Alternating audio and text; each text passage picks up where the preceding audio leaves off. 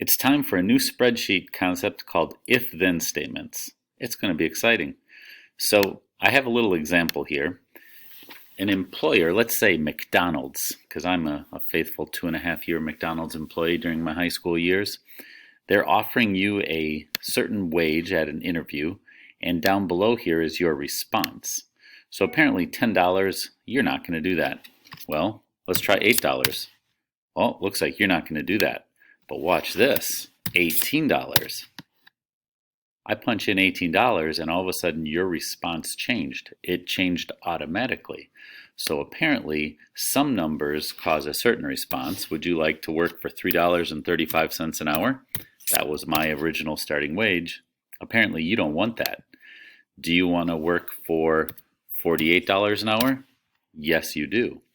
Well, somewhere in between there is the magical amount that tells you whether or not you're going to accept this job offer.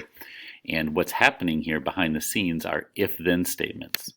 The $48 is just, or let's make it a little bit more realistic, $13.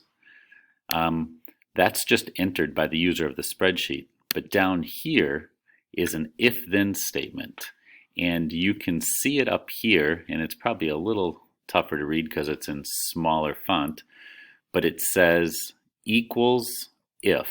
The equal sign says we're going to start a logical statement or a command for the spreadsheet, and then if and then a parentheses is how you start off.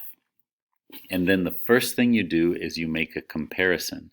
So in this compartment, you see it says C3, which is 13, is greater than 14. In other words, you're checking to see if this 13 that someone entered, is it bigger than 14? Apparently $14 is the threshold between taking the job or not. So right now C3 is not greater than 14, so we have not satisfied that condition. After the comma, you put down what you would want to show up on your spreadsheet if this condition was satisfied or true. And then that compartment, if it's going to be in words, it has to be in quotes, is followed by a comma. And then this last compartment is what's happening if the condition is false. So C3 greater than 14, is that false?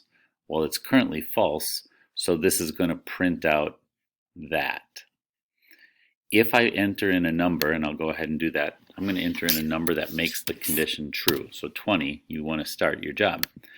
So over here where it says yes, when do I start? Let's look at this if-then statement. If, and then in this first compartment is your comparison.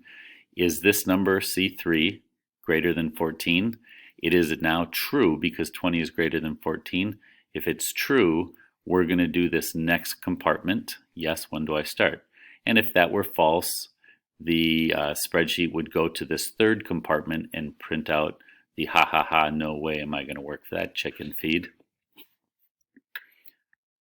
So when you're doing this, you have to view your if-then statement as 3 compartments, and you're simply choosing one compartment to print out what happens if it's true, one compartment to print off what happens if the comparison is false. But you have to be very, very careful. Those compartments have to be separated by commas. And if you want the spreadsheet to print out words, those words have to be within quotes. If you want the spreadsheet to print out numbers, then you don't need those quotes. I'll show you.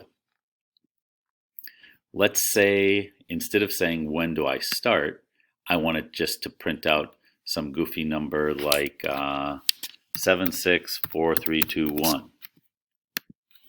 Well, now that prints that out. I didn't have to put any quotes because it's a number, and you'll still see that if I give it a false, it's still going to resort to the other part.